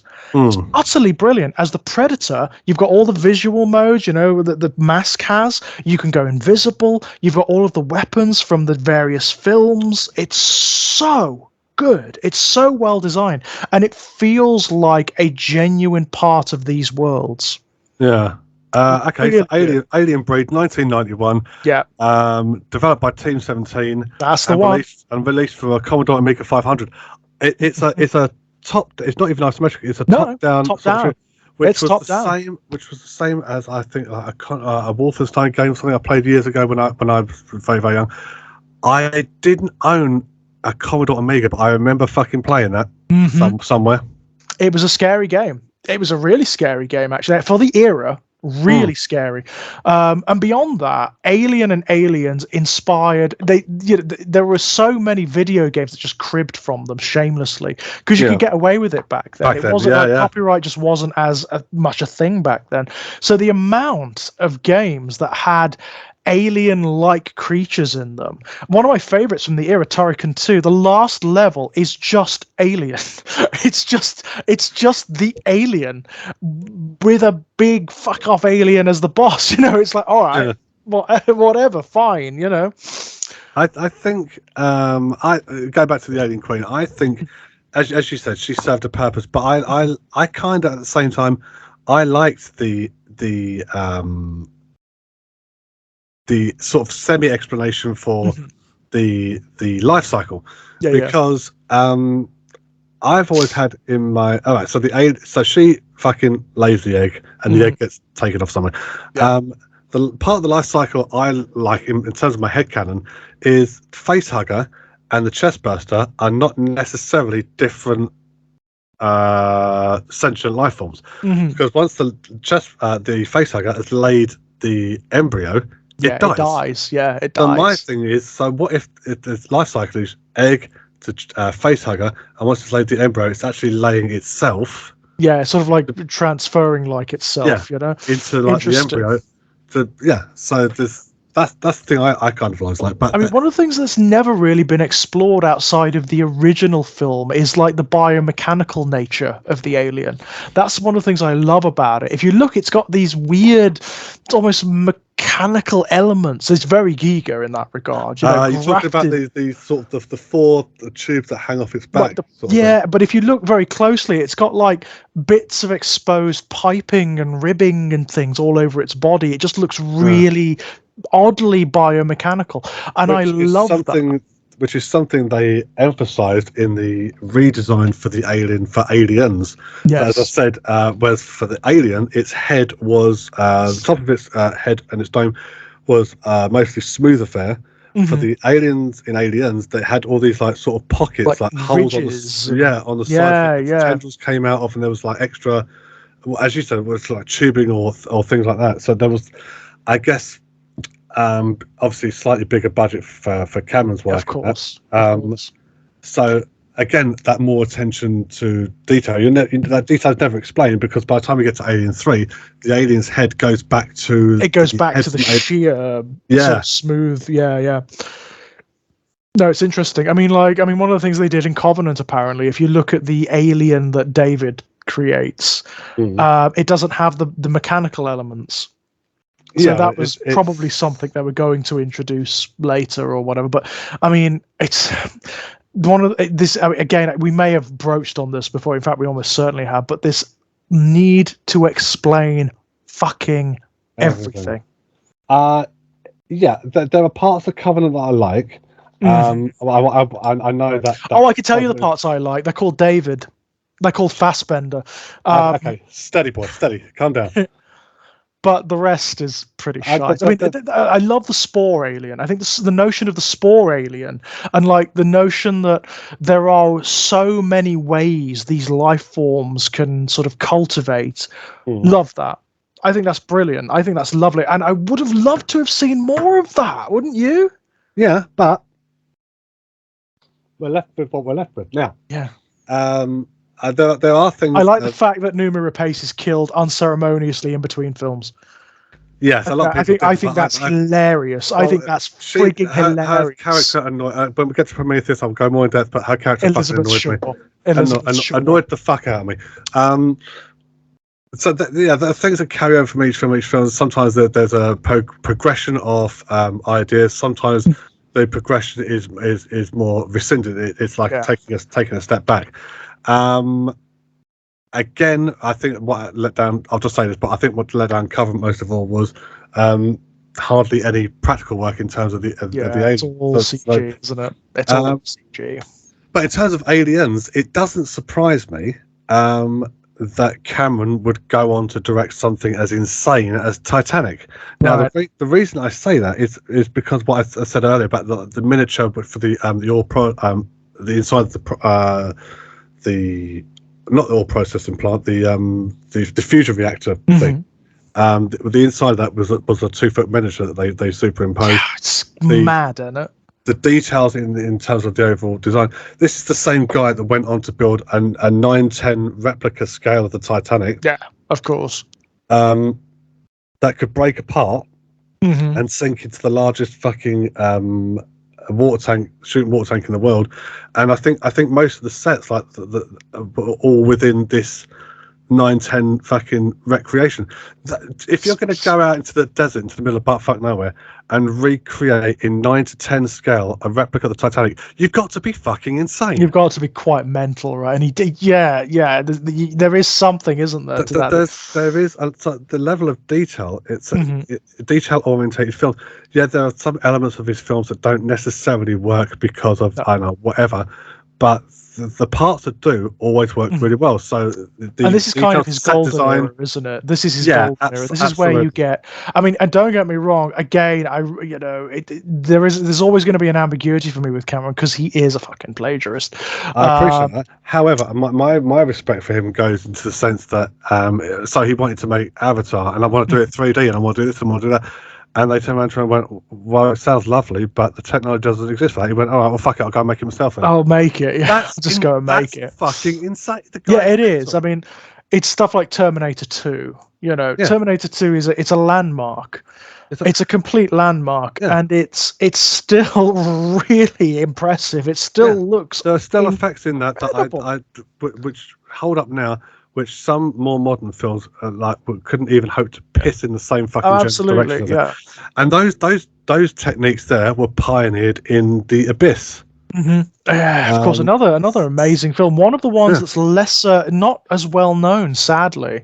But that's because no one likes talking about it because everyone hated it. Ed Harris fucking punched Cameron, didn't he? Yeah, apparently it was an awful. Ed Harris won't talk about it. So I can appreciate that Cameron is an absolute nugget when it comes to working with him, but what he's able to produce at the end of it, and I kind of feel like these Avatar films might be doing him a slight disservice. Yes, they're billion-dollar making films and that, but with everything being so 3D and so magical, and it's taking away from what Cameron is really good at, which is and also, I mean, the stories he's using for the Avatar films are not great. They're basically white savior narratives. They're Pocahontas, right? It's just Pocahontas. Pocahontas, yeah, exactly. It's Fern Gully. It's Dances with Wolves. It's there. Yeah. It's that story, and it's not great. It's been done a million times before. It's problematic on a number of levels. I was going to say that the only benefit to the Avatar films that I can see really is that they stopped Sam Worthington from doing any other thing. Sam Worthington's been locked in a cage for 10 years doing Avatar films, so he never has to darken anybody's cinematic experience ever again. Have you seen Mark Commode's reviews of those films? I have not. They are very fucking funny. He normally is. Very fucking funny. He's got no real patience for them at all, and it's very amusing to watch. He just keeps sitting there and going, sighing. It's like, and he does this thing where I don't know. It's like he does this thing where he's really being snarky and snide. Oh, we are the Na'vi. Oh, we are connected to nature. Oh, and it's like, oh, fucking hell, this is really funny. It's great. I would like to see, because I know what Cameron's capable of. I would like to see him go, have a modest budget for something. So, what did Aliens cost to make? Like sort of 20 million or whatever. Yeah. There's $20 million. Go and actually make a film that makes me go, Jesus Christ, that's impressive. With preferably with practical effects, because cinema this year with the I mean, we are going massively off tangent here, but apart from Oppenheimer, which was really good, which was really good. But Barbie was good. I love Barbie. We watched Barbie. I mean, but I'll be honest with you, Oppenheimer, I could happily never watch it again because we sat in the cinema and the first 30 seconds was like, because of the sound mixing. It was a massive attack on the senses. Glad we saw it in the cinema. Don't really ever need to watch it again. But with the exception of those, and I think Avatar as well, cinema has not had a good year at all. No. Every film that's projected to do well is fucking falling out of its own arse. And I think a lot of it has to do with the expectations, how much these films cost. You are not going to half the time. You're not going to recoup something that had a $250 million budget. No. A film has got to be considered like to make 3 times its budget to be considered a mild successful hit. Right. And a lot of these films just can't. It's impossible, isn't it? It's obscene amounts of money. I mean, like genuinely obscene. Streaming is a lot to blame for this. Because a lot of people are thinking, well, why go to cinema? It'll come out streaming soon. And then there's a whole thing about rental and buying streaming. If I don't have to go out anywhere, guilty. But there's something about the cinematic process, and I think if films started taking a massive step back in terms of the budget, because I'm not being funny about this, CGI technology is got to be cheaper now than it was fucking when Terminator 2 came out. Terminator 2 went about, what was it, $20 million over budget or something like that. And at the time, 120 million was the most expensive film ever made. If films start reining it in a little bit, and being a little bit, let's again massively off subject here, but let's take fucking that cunt Shyamalan for example. Right? if you say to Shyamalan, you're not allowed any money because you can't be trusted, right? No, he goes away and then comes back with a film like The Visit, which was fucking brilliant. Start restricting the amount of money that you're willing to greenlight on these movies, and then you might actually start seeing a fucking return on these movies that you're putting out. There is something to be said for low budget as well. It does seem to drive invention, doesn't it? Especially in horror and science fiction. When they know they can't do it in a particular way, they start to think, well, how can I do this? And it starts to become a matter of style, doesn't it? The way they shoot things. That creates mood. It creates a certain type of film, and there is something to be said for that. There is something to be said for it, definitely. I mean, at some stage, I'd like to get you on my show, The Abyss Stares Back, where I'd like to do a discussion about Clash of the Titans. Funnily enough, remake. Or have we already done this? No, I have done. No, we haven't done it yet. But I have done one of my other podcasts about the original Clash of the Titans, and it's one of the most popular episodes. It's got more views, like at least 5-6 times the views of any other episode. Well, I don't know why. I mean, don't get me wrong, I love the original Clash of the Titans. Harryhausen is just one of the best, right? One of the best. But it's so interesting. I don't know why that particular episode.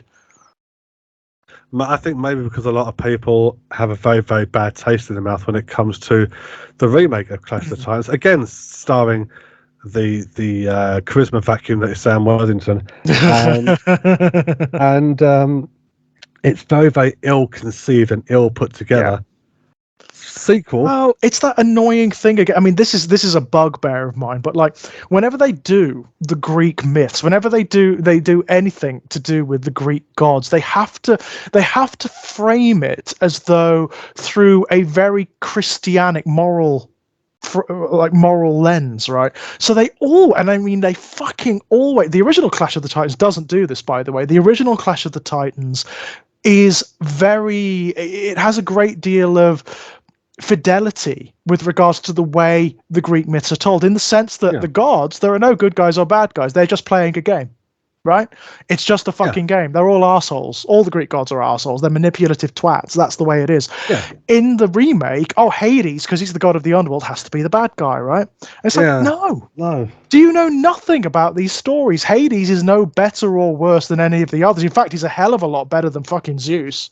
Well, I mean, the thing that made me laugh, especially with regards to Wrath of the Titans, right? Which I sat down. I think I bought the DVD for £2 or something like that, and I sat down one night knowing full well what I was about to witness, right? And it's a shame because the charisma vacuum that is Sam Worthington, ironically enough, was the only one in that film who was trying. Mm-hmm. Everybody else checked out, right? Checked out. Yeah. Absolutely. But why, I mean, the thing is, why would you even conceive of doing it? Why would you conceive of remaking Clash of the Titans? It's just unnecessary. It's unnecessary, and the hubris. Well, why remake anything? A lot of the time, a remake offers no real progression on what came before. Let's take the remake of Psycho. It can be done, but it's rare. The thing with remakes, that what they almost universally miss is that the reason these films work is because of context. They hit that lightning in the bottle because of loads of cultural factors, because of historical factors, that when you try to remake them, unless you've got a vision for what you want to do that is itself culturally and historically reflexive of what's happening at the time of the remake, you've got nothing. All of that anchorage is gone. Yeah, especially if you're going to produce a soulless CGI fuckfest like that. No, I mean, my personal, the one that really angers me, and I mean, it's not just a film. I could just leave it alone, or I just don't want to watch it. The Poltergeist remake. The 2015 Poltergeist remake, it is offensively awful. I haven't seen that. The film from 2015 is a million times less progressive than the one from 1982. And do you know what? We might have a Poltergeist night one night. Mm-hmm. Watch the original and then watch the remake. Do not watch the remake. I mean, I'm serious. Not even as let's see how bad this is. It is such dreck. It is such dreck that it even Jared Harris can't save it. Jared Harris is in it and he's brilliant. Love Jared Harris in absolutely everything he's in. He can't save it. Well, look at they remade Psycho, didn't they? With yes, with fucking it was Vince Vaughn, wasn't it? Vince Vaughn and Anne Hesh. Yeah, I think Anne Hesh was in it. And it's so weird because it's almost. I mean, there's a few deviations, but it is almost just like shot for shot. No, it is a shot for shot remake, and it's like, well, when you get to that stage. Again, why go What's through the time, effort, process, funding it, fucking getting it, and why bother getting the actors together and the cameras together if you're just gonna make a shot remake? Right. You need to do something with the material. You need to tease something new out of the material. It's a really difficult thing to do. You know, it's thankless. The Thing, John Carpenter's The Thing, not necessarily a remake, but another adaptation of the same story as The Thing from Outer Space, which is Who Goes There, right? Yeah. That's a really good example of how you do it. The Fly, Cronenberg's The Fly. That's how you do it. That's how you do it. You take the material, you take the film. core concepts, and you do Elevate something new, something redolent of the time in which it's being made, right? And the way Cronenberg does it, of course, is by making it a meditation on bodily decay, making it a meditation on escalating awareness of health in society, of things like cancer, obviously the AIDS epidemic. You know, there's loads of that in there. Very, very clever. Watch me spin this round, and if you're going to talk about sequels, you do the same thing. You take, what's been established, or you take key elements of what's been established, and you elevate them, and you make something new out of it. And hence why Aliens stands alongside Alien as two of the really best installments in what that franchise had to offer. Alien 3 sort of like deviates a little bit, but it holds its own. It holds its own against it. It doesn't sit in the same category as them two, but it holds its own alongside them because of doing. It's just such an interesting project. By almost actually blending the concepts of 1 and 2 together. So you've got one alien against a whole fucking bunch of people. It marries the two things together, and is one of the few examples where color has been used in the opposite of what's intended. So the we'll come on to it, we'll do Alien 3, but the scene where they're doing the lead works and that, how you can have such a cold environment out of all these oranges and browns and reds and golden colours, and yet what you've got there is a cold, harsh reality. I mean, that's fantastic. Alien 3 is a wonderful film. It's a really wonderful film, and I mean that without irony, and I mean that objectively. I think it's an amazing film. For me, it's about level pegging with the original. It's a very different film. Its thesis is completely different. It's trying to do different things with the material, and in that, it's creating its own kind of reality, and I love that. I love it for that. I love it for trying, if nothing else, but also succeeding. I think the way it uses the alien and the situation of the alien to explore metaphysics of all the things you'd think to find in a fucking alien film. Well, I mean, when we come on to the video, which will actually be the next one after this, we'll talk about some of the some of the ideas that didn't make it into the final draft. I would still want to see that film. The Wooden Planet with the monks, I want to see it. I want to see it. But elements of the ideas from that do carry over into the religious sect things. So I mean, yes, there are many things that they could do with the alien concept. I want that script to be made. I want that idea to be made into a film. I think it's bonkers brilliant.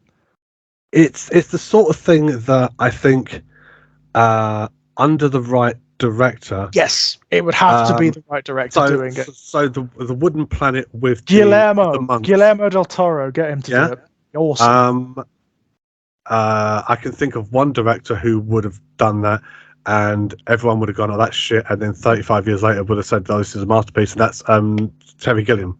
Terry Gilliam, because that tends to be what happens. Because any fucking film he makes, they fuck it off, they cut it off, and then isn't he wonderful? I'm surprised he hasn't turned around and gone, you can all suck it. You can all, and considering like natural disasters seem to follow him wherever he makes a film. Yeah. So I reckon he would have done it. Guillermo del Toro. Considering how his later films went, I think Peter Jackson ultimately would have fucked it. Yeah, I mean, Jackson's very unusual, isn't he? Like, you really need to get him with the right team and the right material. And when you get that, you get unambiguous magic. You get just the best stuff. You're not allowed any money. Peter, all right, I know a lot of people. Right, I haven't seen the Lord of the Rings films for years. They are so good. They are good. They're just so good. But I can only put up with it for so long before I go, oh, you can either just fucking get a bird, fly it over there and get rid of it, or fuck off. Right? After a while, they annoy me. But up until it was his third film, Brain Dead. Mm-hmm. Brain Dead had the biggest budget out of his first three films. Again, I can't imagine it was a massive amount of money, and yet what he's able to get away with in that film will forever blow my mind. Mm-hmm. Because he did, there was no one really overlooking him. That was such an indie project. Studios need to start limiting what these films are costing. Because I can't find it fucking hard to believe that these films are costing 300 million at a time, blah, blah, and then everyone goes, "Oh, that didn't do well," when it only rakes in 125. Well, yeah, you could have probably got the same effect for the same amount of money. Just, I'm might sound a little bit negative here, because this is coming through more. Examples of this are coming through more and more now. Well, you're seeing it across the board, right? You're seeing it in video games as well. Yeah, studios are not even trying to hide it these days, and that's the tax write-off thing.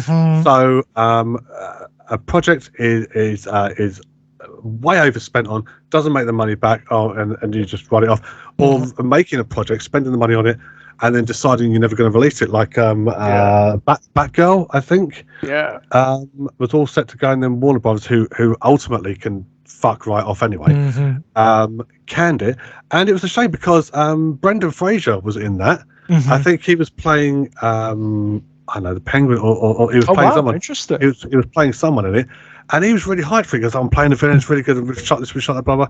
And someone said to him, "What about this film?" And he went, "Yeah, what about it? It's done." They just didn't release it. Yeah, it's awful, isn't it?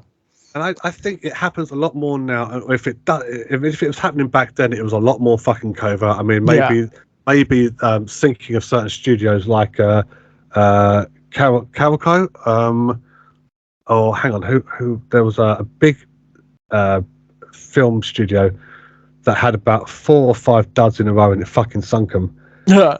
And I'm trying to think what was the film that actually sunk them in the end. What was it? It was World or Super Mario Brothers. There was a film that was high profile that did really badly. Waterworld did. I know Waterworld may have sunk several studios.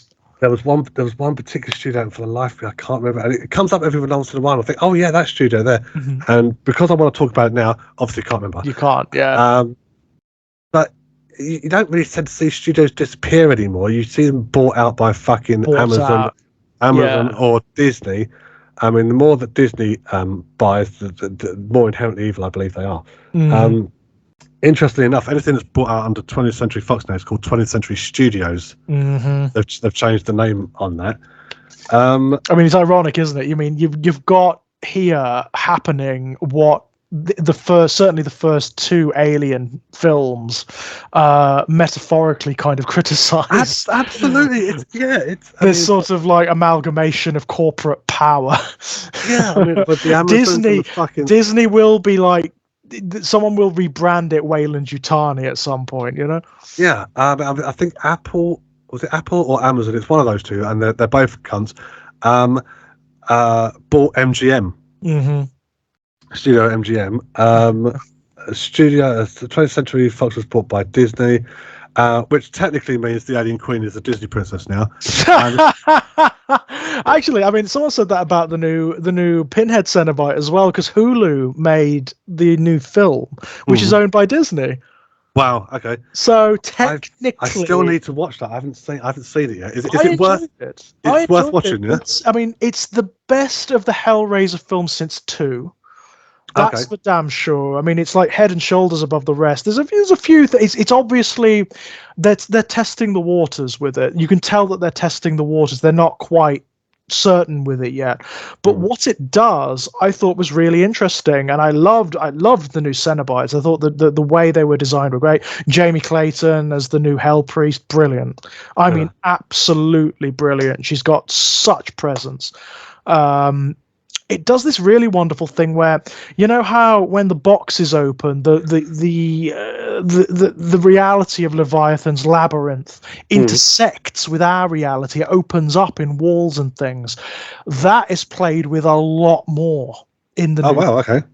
So there's like a wonderful sequence where somebody who's opened the box is in the back of a van, and they're being sped away, but the labyrinth is opening in the back of the van.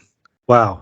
And it's sort of it's really interesting. It's really well done. That, I mean, it's not perfect by any stretch of the imagination. There are a few things where it's like, oh, okay, fine, but by and large, I thought it was actually really well done, and I'm looking forward to where they go with it.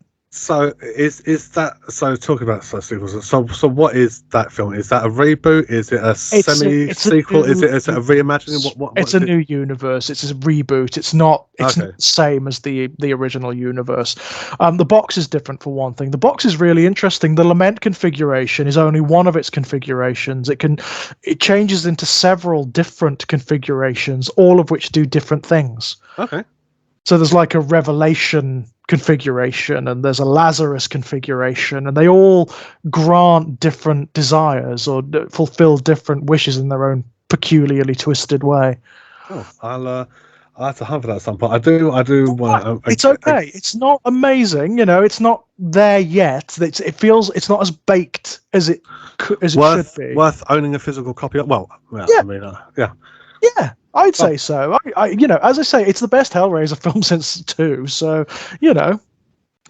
So, are we? I'll wrap it up. Final, because we're an hour and 45 minutes into this. Yeah, are we wrapping up final thoughts on this, or? I think so. So Aliens. I mean, it's a really interesting one for me. It's a really interesting one. It's a really well-made action horror film. It's a brilliant action horror film. Got a massive sentimental attachment to it because I, loved it as a kid, and I had, as you do, I had that kind of like resurgence with it when I was a teenager, and was obsessive with it back then. It's not as high in my esteem as it used to be for a number of reasons, just because my tastes have changed, but like what I want from this material has changed. And as I say, I do think it does that thing of being a little bit too literal about the material, which is my biggest problem with it. But for what it's doing, for what its thesis is and what it's trying to do, I mean, it's hard to fault. It's hard to fault because it's so technically well done. It's so brilliantly done. Yeah, I mean, especially for like sort of film limitations, like filmmaking limitations at the time, what is still achieved is absolutely remarkable. Hats off. I mean, it's pretty astonishing. Let's be honest. It's just a well-made film. My final thoughts on it I watched the Alien films out of sequence. I watched the second one first, then the third one, and then I went back to the first one. So this. Really, I mean, it didn't occur to me that Sigourney Weaver was in Ghostbusters, but this film is the film where I watched it like sort of quite young. Obviously, I'm younger than I should have done, and I went, "Wow, you are a rather special young lady." And I'm trying to work out whether my appreciation for her was purely perverse or whether it was an appreciation of like a strong female. I'd like to think it's both, really. Yeah. It's a film that I would never get bored of watching. No, because I will, even though I know pretty much the script word for word, I know what scenes coming up and what lighting effects and sort of blah blah. It's a film where I'm pretty sure that I could always find something new if I'm paying enough attention. So if it's not in the background, if I'm actually watching it, I will always find something new. I'll always go, I like the way the lighting is in that shot, or I like the sound, how it resonates here and blah blah. So it's a film that never gets worn out or tired for me. No, and I'm fascinated by the making of it, as I am the original one and Alien 3 for that matter. I just can't get enough of how this film was put together. Yeah. Because it feels like such a project, doesn't it? It feels like something that was really loved. Well, I think the hats. I don't know. James Cameron is a very particular filmmaker, or at least was back then. Yeah. This is his heyday, isn't it? This is when he's making genuinely genius films. But I think the hats off really, and the respect needs to go to. I think the British crews who had to put up with him. Yeah. Absolutely. I mean, there was no love lost there. That's for damn sure. The fact that you could actually, I think, the film came in on budget and it was released when it was supposed to. I don't think there was any serious delays with it. Nope. But the fact that you got that product out of it when I'm kind of guessing at the best of times, the atmosphere on the set was probably fucking. They all got shirts, didn't they? Said we survived aliens. Apparently it was pretty bad. The atmosphere was bad on that film. Yeah, and I think, and plus as well, I think the proper, even going into the fourth film, which I appreciate for various different reasons, although I appreciate most of all it didn't need to be made, but I appreciate for very, very different reasons, which we'll come on to when we do it. It's interesting that this series of films can go through 4 different directors and still there's something new for every single one of them. And each film, there's an element to each film which doesn't outstay its welcome. Yeah, even the bad ones, there's something there. Yeah. There is something. Even ignoring the fact, apart from Requiem, is the it can go to die. Even ignoring the fact that Alien Resurrection had fucking Winona Ryder in it, and if there's one person that I could happily watch drown in a puddle, it's her. She is, oh god, she's. I'll be honest with you, she's one of the reasons why I never got past episode 5 of Stranger Things. Oh, I like her in Stranger Things. I can't. She's like, oh, just go back to fucking nicking handbags. Oh dear. Bit harsh, but there we are. But each film carries with it something. It takes familiar tropes from the previous film. Yes, we know this is established, so this is part of our one. But here's something that you hadn't seen before. Here's an element that you hadn't considered before, and yeah, each film has that to it. That's fucking difficult to pull off. Yeah. It is. I mean, we've discussed it before, and as people will start to see actually very soon, it's a hard series to love sometimes because there's a lot of bad. There's a hell of a lot of bad in this series, as we will see. But is the bad keep coming back? I mean, and the good is so good. Yeah. The good is so good. But the so good doesn't remove the bad. No. And vice versa, vice versa. It's they do stand beautifully as their own projects. It's weird. What I will say is yes, on the face of it, looking back on it, and even taking into account that Alien Resurrection has some fucking weird things in it, which I thought was amazing. It is. I'm in the sort of two minds about it. Yes, it's a film series that actually should have just stopped with 3. Yeah. However, because I am a sucker for this sort of shit, I will tentatively wait to see what Alien Romulus is like. Yeah, I mean, I am hesitant to get my hopes up. But it's a series. But maybe it, one of the reasons Star Wars started going off the boil, they did these TV series. And it's like, actually, the TV series are really engaging. Yeah. Maybe there's an element to its story which will serve the medium of TV better. Yeah, maybe that's it. Maybe it will find a new life there in that format. I sincerely hope so. I really sincerely hope so. Because unlike certain franchises where there are no stories to tell and that you just keep churning out mindless sequels, there are stories to tell here. There's a lot that's not explored in this universe and in these mythologies, and and I really want to see a bit more. I really do want to see it done well again. It's got to be done. It's got to be the involvement in these projects has got to be people who either one are very, very familiar with the source material, who have a passion for the source material, who want to contribute positively to the source material without it just being another paid gig. So, for example, less Ridley Scott and Prometheus and Covenant and thinking you're being more fucking clever than you actually are. And people who are like, do you know what happened to him anyway? Well, Ridley Scott. Yeah, what happened to him? Why did he stop making good films? I mean, I've got a very, very, very horrible theory that I'm not sure I should say on. No, I wouldn't. I don't keep it for when we're off. Okay, fair enough. I think you might have even heard it actually. I probably have. Yeah, I think I've got a funny feeling in my head. But I mean, the funny thing is, even a lot of the films that people hate, I actually really like. I think Hannibal's great. Hannibal. I love Hannibal. Given the source material, because Thomas Harris made a right honker of a book there. The film, I think, is great. Hang on. So you had Red Dragon. Yep. Then Silence of the Lambs. Well, no, you had Manhunter. Manhunter, which was an entirely other project. Then you had Silence of the Lambs. Then you had Hannibal. Hannibal was the one with Mason Verger in it, yeah. Yes. Gary Oldman playing Mason Verger. Yeah, that's the one. Then you had Red Dragon. There was one that they were starting shooting Hannibal the film. Rising. You had Hannibal Rising, which was garbage. I think that might have been the one where they started shooting the film before Thomas Harris had even fucking that's finished the book. That's and I thought to myself, if that doesn't fucking stink of corporate meddling, then I don't know what trash does. fire. I mean, and the book's a trash fire too. It is literally Thomas Harris just saying, "Well, I better write another book because I need some money," you know. And then you had Red Dragon, which is meh. Red Dragon, which is sort of like, why does it even exist? It's sort of like I thought Red Dragon was supposed to be a remake of Manhunter.